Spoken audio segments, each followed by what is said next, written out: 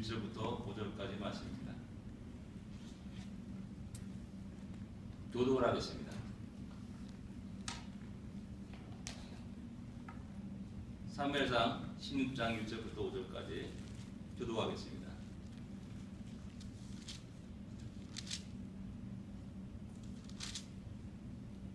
1절 있습니다. 여호와께서 사무엘에게 이르시되 내가 이미 사울을 버려 이스라엘 왕이 되지 못하게 하였거늘 내가 그를 위하여 언제까지 슬퍼하겠느냐. 너는 뿔에 기름을 채워 가지고 가라. 내가 너를 베들레헴 사람 이새에게로 보내리니 이는 내가 그의 아들 중에서 한 왕을 보았느니라 하시니라. 사무엘이 이르되 내가 술수리까 사무엘이 이르면 나를 죽이리이다. 여호와께서 이르시되 너는 암송아지를 끌고 가서 말하기를 내가 여호와께 제사를 드려왔다 하고 이스라엘 제사에 청하라. 내가 네게 행할 일을 가르치리니 내가 네게 알게 하는 자에게 나를 위하여 기름을 부을지니라. 사무엘이 여호와의 말씀대로 행하여 베들레헴에 이르매 성읍 장로들이 떨며 그를 영접하여 이르되 평강을 위하여 오시나이까. 같이 읽겠습니다. 이르되 평강을 위함이니이다. 내가 여호와께 제사로 왔으니 스스로 성결하게 하고 와서 나와 함께 제사하자 하고 이새와 그의 아들들을 성결하게 하고 제사에 청하니라. 아멘.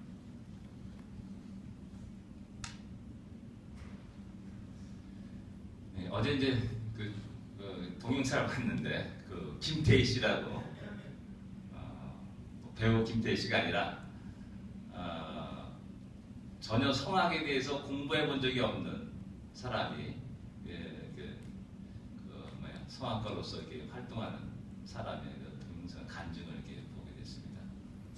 제가 은혜 받았던 건 뭐냐면 그 사람이 무려 26년 동안, 24년 동안을 그것을 위해 기도했다는 겁니다. 그런 이제 그 성악가가 되기 전에 뭘 했냐? 수족관에 이제 관리하고 청소하고 또 이렇게 여러 가지 수족관에서 일하는 그런 차도였다 그러나 그래요. 근데 어느 누구에 의해서 우연찮게 스타킹에 제보가 되었고 그에서 스타킹에 참여해가지고 거기서 멋들어지게 라보엠인가 뭔가를 갖다 이렇게 불렀다고 그래가지고 스타 돼가지고 성악가 되었다는 그분이 간증을 이렇게 동영상을 보게 됐습니다. 야, 24년 동안 그것을 위해서 기도했구나. 그래서 제가 참 큰 은혜를 받게 됩니다. 왜냐하면 우리는 살아가면서 여러 가지 일로 인해서 낙심하고 또 좌절하기 쉽습니다. 그러나 하나님 우리들의 아픔과 단식과 그 기도, 부르짖음을 결코 잊지 않으신다는 사실입니다.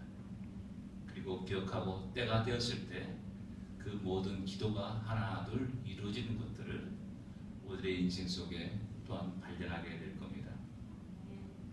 오늘 본문은 사무엘 선지자의 깊은 슬픔과 애통, 절망을 발견하게 됩니다. 사무엘이 죽는 날까지 사울을 보지 아니했다라고 이렇게 바로 15장 35절에는 이렇게 기록하고 있습니다. 너무나 큰 실망, 너무나 큰 슬픔, 좌절이 어떠한지를 우리에게 보여주고 있는 겁니다. 사무엘 혼자뿐만 아니라 하나님 자신도 그를 왕으로 세우셨음을 후회하셨다라고 또 이어서 말씀하고 있습니다. 그러니까는 이 사울 한 사람이 그것이 얼마나 그 이스라엘 역사 속에 큰 슬픔을 안겨줬는지를 우리는 쉽게 짐작하게 됩니다. 근데 우리는 여기서 사무엘이 느끼고 있는 그 슬픔과 좌절과 낙심이 무엇인지를 먼저 좀 생각해 볼 필요가 있습니다. 사무엘 선지자는 암흑시대라고 할 수 있는 사사시대와 이스라엘 왕정시대를 연결해주는 그런 사람입니다. 사무엘이 사울을 만나고 사울에게 기름을 부어서 그를 왕으로 세웠음을 우리는 잘 알고 있습니다.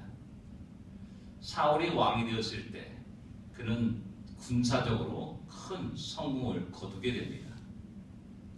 주의 이방인들의 유혹으로부터 이스라엘 백성들을 구원합니다. 이런 사울의 성공적인 모습은 많은 사람들에게 크게 기뻐하게 하였고 또 큰 이스라엘 백성들의 큰 그 역사 속에서 위로가 되었음을 갖다가 우리는 조금 더 의심하지 않습니다. 어쩌면 사울이 민족의 영웅으로 떠오르게 되었고 그를 이렇게 추앙하고 있었을 겁니다. 대부분 사람들은 그의 성공을 환호하였습니다. 새로운 영웅의 등장을 기뻐하였습니다. 사무엘 자신도 처음에는 큰 기대를 가지고 그를 바라보았습니다. 그러나 시간이 흐릅니다.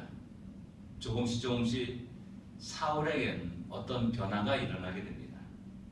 그것은 바로 성공 다음에 일어나는 인간의 교만함이 일어나게 되는 겁니다. 그 인간의 교만함은 이어서 하나님을 거역하는 형태로 나타나게 되었습니다.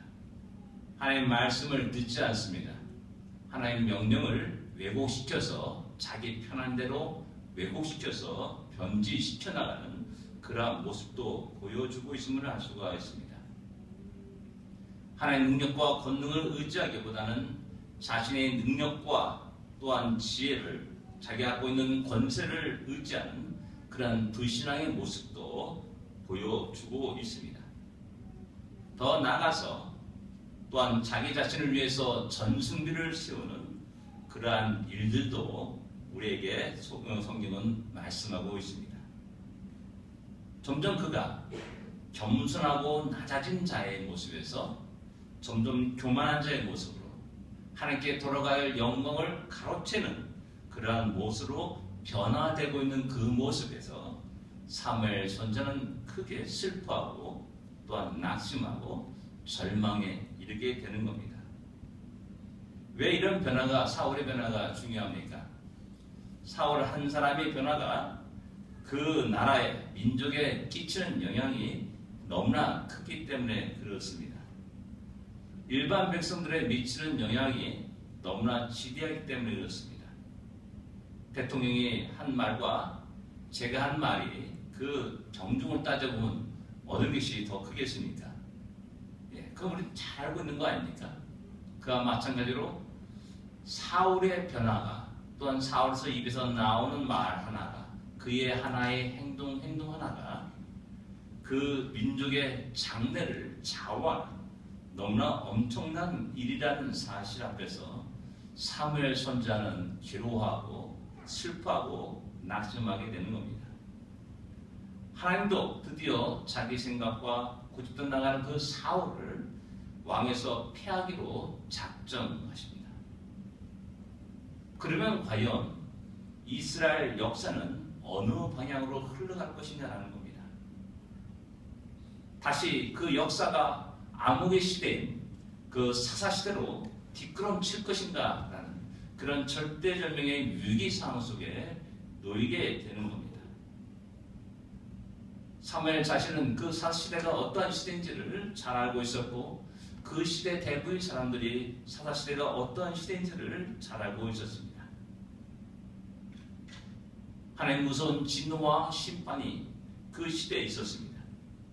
그로 인해서 수많은 사람들의 좌절과 절망 속에 고통을 당할 것이고 죽임을 당하는 그런 엄청난 재앙들이 그들에게 임한다는 사실입니다. 이스라엘 백성들의 입에서는 즐거움의 노래가 사라집니다. 노래 대신 신음과 고통과 또한 슬픔이 그들을 뒤덮을 것이라는 사실입니다. 사무엘 선지자는 바로 이러한 이스라엘 민족의 암울한 미래를 보면서 절망하고 좌절하고 낙심하는 겁니다.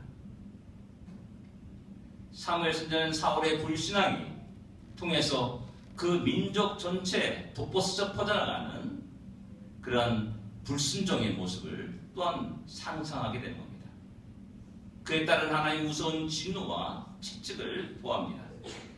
또한 그것을 통해서 대적들이 일어나서 그 백성들을 집어삼키고 또 지배하는 그런 엄청난 사건을 선지자는 눈으로 보고 있는 겁니다. 그래서 사울의 그 변화와 영적인 타락은 마냥 기뻐할 수가 없고 안일하게 바라볼 수가 없는 민족적인 문제로서 되되기에 너무나 슬퍼하고 고통하고 괴로워하는 겁니다. 사무엘은 아마도 이 본문의 이렇게 내용을 볼 때 보면은 치과에 들어가는 것 같습니다. 다시는 사울을 보지 아니하리라 라고 말하면서 또 죽을 때까지 사울을 보지 않습니다. 하지만 세상을 등지고 살아가는 그러한 모습 속에서 늘 애통하며 슬퍼하며 민족의 장례를 보면서 기도하였을 겁니다. 그런 슬퍼하는 사무엘을 향하여서 하나님이 찾아오십니다. 그리고 그에게 말씀합니다. 언제까지 슬퍼하겠느냐라고 그 사울에게 말합니다. 어떻게 보면 이것은 책망하는 모습입니다. 언제까지 너가 슬퍼서 앉아있고 언제까지 슬퍼서 그냥 방에 콕 박혀가지고 나오지 않냐고 좌절과 낙심 속에 살아갈 것이냐라는 겁니다. 이 하나님의 말씀은 이제 그만 너의 그 슬픔에서 좌절에서 낙심에서 벗어나라는 명령입니다. 절망의 늪에서 이제 일어나라는 명령입니다. 더 나아가서 하나님이 예비하신 그 희망을 찾아서 새로운 발걸음을 내디르라라고는 명령이라고도 할 수가 있습니다. 우리 인간은 한계가 있기에 보지 못한 영역들이 많이 있습니다. 또한 우리의 지혜가 한계가 있기에 알지 못한 영역들이 너무 많이 있습니다. 우리가 알아봤자 얼마나 알고 있습니까? 우리가 보아봤자 몇 개나 얼마나 보고 있습니까? 그렇기 때문에 우리는 표면적으로 나타난 현상과 사건에 대해서 쉽게 좌절하고 낙심할 때가 많이 있습니다. 그러나 하나님은 그런 사무엘을 향하여서 일어나라라고 명령하고 있습니다. 그리고 새로운 곳으로 너의 발걸음을 옮기라라고 명령하고 있습니다. 너는 슬퍼하고 너는 좌절하고 너는 깜깜하다고 암담하다고 생각하지만은 내가 하나님이 예비한 그 무엇이 그 어느 곳에 있다는 사실을 갖다가 말씀하고 있는 겁니다. 하나님의 오묘한 뜻과 계획을 하나님은 보여주시기 원합니다. 여전히 하나님은 그 역사의 주관자이심을 모든 믿는 자들이 알기를 원하십니다. 그 역사를 이끌어 가시는 분이심을 분명하게 보여주기를 원하십니다. 그래서 절망한 자, 낙심한 사무엘을 일으켜 세우십니다. 그리고 새로운 곳으로 갈 것을 말씀합니다. 여전히 하나님은 일하고 계십니다. 여전히 하나님은 준비하고 계십니다. 역사가 우리 눈앞에 아무리 암담하고 깜깜하다 할지라도 하나님 여전히 당신의 영광을 위해서 새로운 그 무엇을 내가 알지 못한 곳에서 내가 보지 못한 그곳에서 준비하고 있다는 사실을 언제나 기억해야 합니다. 우리 귀에 들리는 여러 가지 소문들이 있습니다. 우리가 알고 있는 여러 가지 사건들이 있습니다. 세계에서 여러분들 아이시스 때문에 너무나 큰 충격을 받고 좌절하고 과연 시기가 어떻게 돌아가고 있는가 라는 그러한 이야기를 우리는 합니다.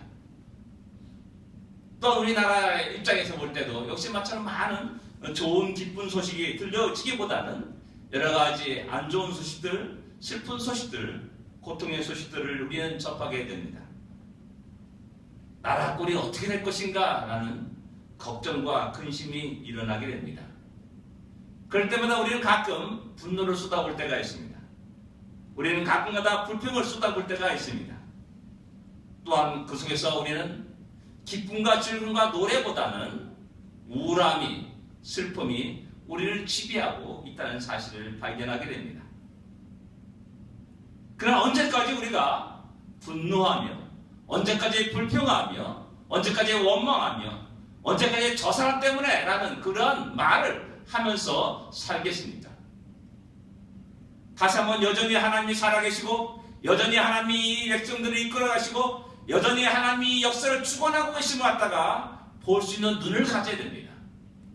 그런 자는 절망의 자리에서 일어납니다. 그런 자는 여전히 하나님의 영광을 찬양하며 노래할 수가 있습니다. 사무엘은 그 하나님의 명령에 따라서 일어납니다. 그런데 우리는 여기서 하나님의 명령이 참 이상한 것이라는 사실을 우리는 한번 생각해 보아야 됩니다. 베들레헴으로 가라 라고 말씀합니다. 이세계로 가라 라고 말씀합니다. 지금 우리가 이세, 다윗의 아버지, 그러니까 우리 잘 알고 있죠. 베들레헴, 우리 예수님이 탄생한 곳, 다윗의 고향, 우리 잘 알고 있죠. 그러나 하나님께서 사무엘에게 말씀한 이 시대, 과연 이세라는 사람의 이름이 얼마나 유명한 사람이 되었겠습니까? 하나님 가라고 하는 그 베들레헴이 얼마나 유명한 장소겠습니까? 제가 한번 여호수아 15장에 보면은 여호수아 그 가나안 정복 시절에 유대 지파에게 할당된 기업의 여러 성읍이 쭉 나열되어 있습니다. 약 120개 정도의 성읍이 쭉 기록되어 있습니다. 쭉 찾아봤습니다. 베들레헴 이름이 나오는가? 안 나타납니다. 베들레헴은 그곳에 기록되어 있지 않습니다. 무엇을 말합니까? 유다 지파 내에서도 베들레헴은 별 볼 일 없는 작은 저 시골 구석에 하나의 작은 마을에 지나는 그런 곳이었다라는 사실입니다. 아마도 사무엘은 하나님의 명령을 받고 하나님 베들레헴이 어디 있습니까? 라는 그 질문을 던졌을지도 모릅니다. 야, 이세계로 가라 했더니 하나님 이세가 과연 누굽니까? 라는 그런 질문도 던졌을지 모릅니다. 이게 왜 중요합니까? 여러분, 우리가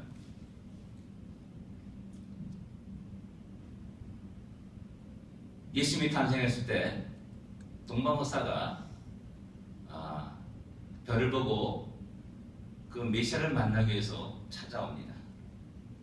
근데 그들은 그 메시아를 찾아간 곳이 어디입니까?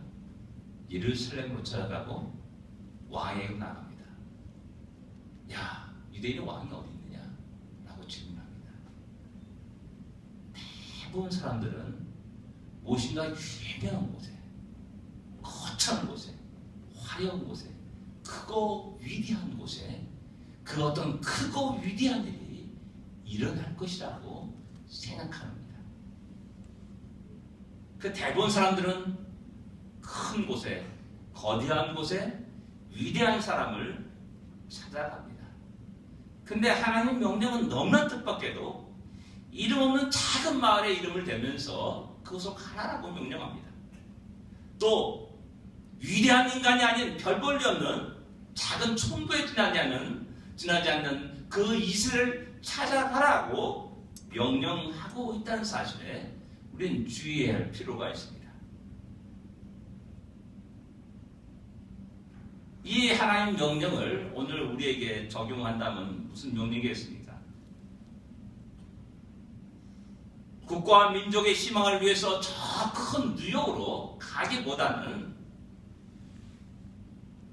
작은 저 산고랑탱이 어디에 작은 마을에 들어가 보라라고 하나님 명령하고 똑같습니다. 그런데 우리 켄터키 가면요, 그 코리아라는 말이 있습니다. 스펠링이 똑같습니다. 지도에 나옵니다. 그곳에 가보라는 겁니다. 야, 뉴욕 가지 말고 그 켄터키 저 산고랑테에 가게 되면 코리아라는 마을이 있다. 그곳에 한번 가봐라 라고 명령과 동일한 겁니다. 여러분, 세계에 가장 큰 지혜를 갖고 있는 똑똑한 사람이 모인 곳이 어디입니까? 아이비리그의 대학들이 아니겠습니까? 그 학교가 아니겠습니까? 그들의 세계를 지배하고 그들의 세계를 주관하고 그들의 세계 모든 평화와 안정을 위해서 부강을 위해서 아주 크게 공헌할 것 같은 그런 생각 속에 우리는 빠져 있을 때가 있습니다.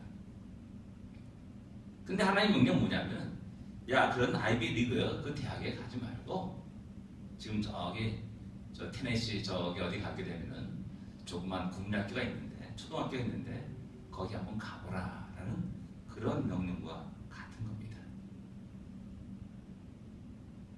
세계 가장 큰 교회가 어디입니까? 여의도 순복음교회입니다. 미국에서 가장 큰 교회가 어디입니까? 모릅니다. 저는. 뭐 우리 시카고에 여기 뭐 윌러 크릭 교회가 아주 굉장히 제일 크죠. 사람들은 그곳에 가면은 참으로 좋고 위대한 신앙인들이 많이 있고 그렇다고 생각하고 그들을 통해서 새로운 하나님의 역사가 일어날 것이다 라고 이야기합니다. 근데 하나님의 명령은 너무나 뜻밖입니다. 그런 교회 가지 말고 저 시골에 한 20-30명 모인 작은 교회를 가보라 라는 그런 식의 명령을 지금 오늘 사무엘에게 하고 있다는 사실입니다. 이 명령은 우리를 흥분시킵니다. 아니, 우리가 이 명령을 받았다면 우리는 흥분할 수밖에 없어야 됩니다. 하나님 놀라운 크신 은혜가 그 명령 속에 있기 때문에 그렇습니다. 그 아무도 관심을 두지 않았던 베들레헴에 하나님이 지대한 관심을 쏟고 계시는 그 사실입니다. 어느 누구도 베들레헴에 사는 그 이새를 주목하지 않았습니다. 그 이새의 막내 아들, 8번째 막내 아들은 다윗을 주목한 사람은 세상에 아무도 없었습니다. 그런데 오직 전능하신 하나님 한 분만이 그 이새를 주목하였고 그 가정을 주목하였고 그 막내 아들인 다윗을 주목하셨다는 사실입니다. 그곳에 하나님이 희망을 감춰 놓았습니다. 하나님의 원대한 계획과 비전을 숨겨두었습니다. 세상의 많은 사람들은 큰 위대한 교회를 찾아서 그 희망을 찾아보려고 애를 썼지만 하나님은 그곳에 희망을 둔 것이 아니라 베들레헴 이새라는 작은 가정의 막내 아들, 그곳에 하나님의 계획과 희망과 소망을, 비전을 숨겨두었습니다.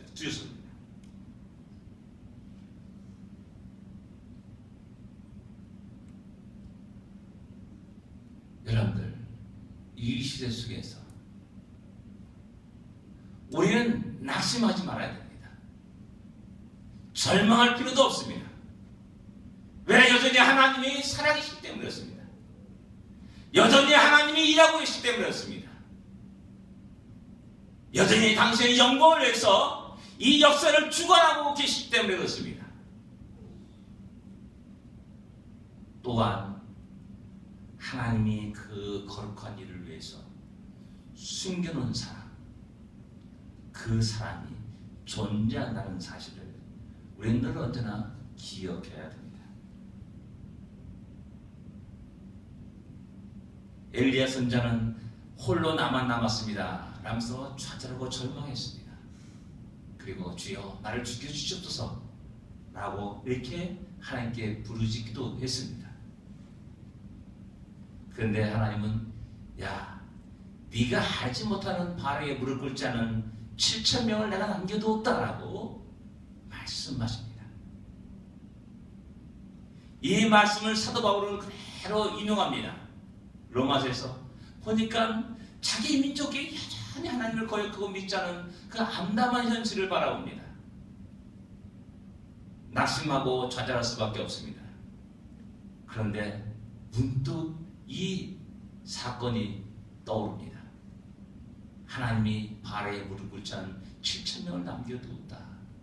아, 하나님이 이스라엘 백성들을 멸하시고 심판하시고 사라지게 하는 것이 아니라 여전히 하나님의 소망이 있다는 사실을 발견하고 그는 다시 하나님의 놀라운 구원 계획을 로마서에서 이야기합니다. 9장, 10장, 11장에 거쳐서 쭉 이야기합니다.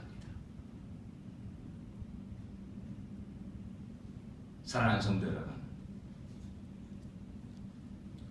한번 우리의 모습을 한번 보시기 바랍니다. 우리는 가진 것이 없습니다. 또 유명한 사람들 아닙니다. 또 많은 지식을 갖고 있는 사람도 아닙니다. 이 세상에서 영향력을 끼치는 사람들도 결코 아닙니다. 이런 우리 자신들을 바라볼 때마다 우리는 낙심하게 됩니다. 야, 참 이게 내 인생이 이게 뭐냐. 간간한 제 자신도 그런 낙심 속에 빠질 때가 있습니다. 오늘 살다 보니까 벌써 59점 넘은 겁니다. 조금씩 60으로 알아보는 겁니다. 야, 내가 한 게 뭔가? 내 인생이 이게 뭔가? 나는 스스로의 자책이 일어나게 됩니다. 그러면 우울에 빠지게 됩니다. 내 자신이 슬퍼지게 됩니다. 과연 내 인생을 하나님이 기뻐하시는가? 나는 그런 생각까지도 하게 됩니다. 아니 이것은 말이야 내 인생이 뿐만 아니라 우리 모두의 인생이고요. 어쩌면 우리 교회의 모습이기도 합니다. 그런데 오늘 이 본문을 통해서 새롭게 소망을 발견하게 된 겁니다. 왜 그렇습니까? 예, 내가 지식이 없습니다. 그러나 내 안에 예수가 있습니다. 내가 많은 사람들에게 영향력을 주지 못합니다. 그런 위치도 있지 않습니다. 그러나 나는 생명의 말씀을 복음을 소유한 자입니다. 어느 누구도 갖지 아니하는 가질 수 없는 그 너무나 놀라운 보배를 내 안에 품고 살아간다는 그런 나의 존재를 다시 확인하게 됩니다. 세상 사람들은 나를 향하여서 관심 두지 않을지 모릅니다. 내가 어디서 어떻게 사는지 아무 관심을 둔 사람도 없을지 모릅니다. 그러나 내 안에 예수가 있게 하나님이 나에 대한 지대한 관심을 쏟고 계시는 그 사실을 새롭게 발견하게 됩니다. 마치 하나님이 어느 누구도 관심 두지 않는 그 베들레헴에, 또 거기에 이새라는 사람의 가정에, 또 거기에 막내 아들인 다윗에 지대한 관심을 쏟아부었듯이 오늘 이 시대에 하나님이 나에게, 우리에게, 우리 시온 장로에게 지대한 관심을 쏟아붓지 않는다는 그런 생각을 하게 됩니다. 어쩌면 하나님이 이 시대에 암울한 그 역사를 새롭게 하기 위한 감춰둔 보배가 저와 여러분이 아닌가, 또한 우리 교회가 아닌가 생각하게 됩니다. 그럴 때마다 새로운 힘이 생깁니다. 소망이 일어납니다. 새롭게 내 인생도 결코 헛된 인생이 아니라는 사실을 발견하게 됩니다. 그리고 하나님의 그 거룩한 뜻에, 하나님의 그 일 속에 작은 나의 생에, 작은 나의 시간들을 들여가게 되는 것입니다. 그런데 문제가 있습니다. 하나님은 우리를 세상에 낙심한 자에게, 절망한 자에게, 어둠 속에 살아가는 그 자들에게 하나님의 귀한 소망을 감춰둔 존재로 우리를 여기고 계시는데, 그 세상 사람이 많은 그 소망과 희망을 찾아서, 파랑새를 찾아서 세상을 방황할 때 하나님은 우리를 만나기를 원하시는데, 근데 그들이 우리와 만나서 다 열고 보니까는 소망이 없다고 한다면 어떻게 되겠습니까? 교회 안에 진리가 없고 생명이 없고 예수 그리스도가 없단다면 어떻게 되겠습니까? 얼마나 황당하겠습니까? 우리가 가장 중요시 여길 것, 우리가 보여줄 것, 가장 중요한 것을 보여주지 못하고 엉뚱한 것만 보여준다면 과연 어떻게 되겠습니까?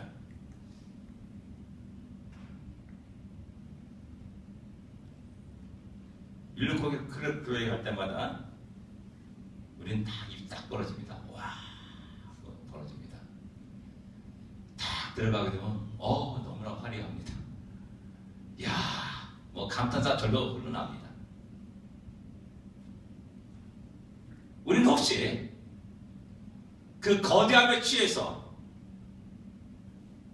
진정 그곳에 만나야 될 그분을 만나지 못하고 있는 것은 아닌가 하는 그런 생각을 하게 된 겁니다. 우리 자신 스스로도 거기에 현혹되어 가지고 또 그렇게 우리의 신앙생활을 하고 있지 않는가 하는 그런 생각을 하게 됩니다. 이것은 뭐 여러분들 작은 거니까 이렇게 말할 수 있다라고 얘기할 수 있을지 모릅니다. 핑계 것이다 라고 말할 수 있을지 모릅니다.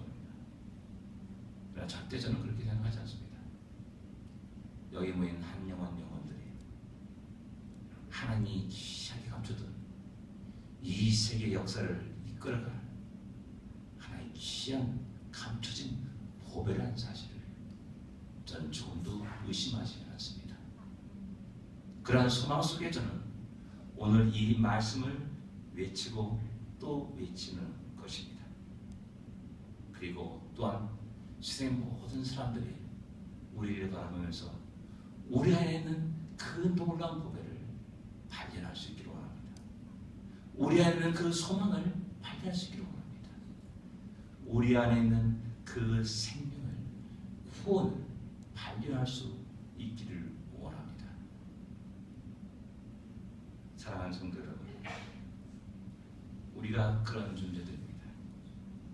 하나님의 지대한 관심 속에 있는 감춰진 보배와 같은 존재들임을 다시 한번 깨닫기를 원합니다. 그래서 2015년 한 해가 더욱더 우리 자신의 가치가 드러나고 발견되어지고 수많은 사람들에게 생명과 또한 소망을 줄 수 있는 그런 우리의 삶과 우리의 교회가 되기를 원합니다. 기도하겠습니다.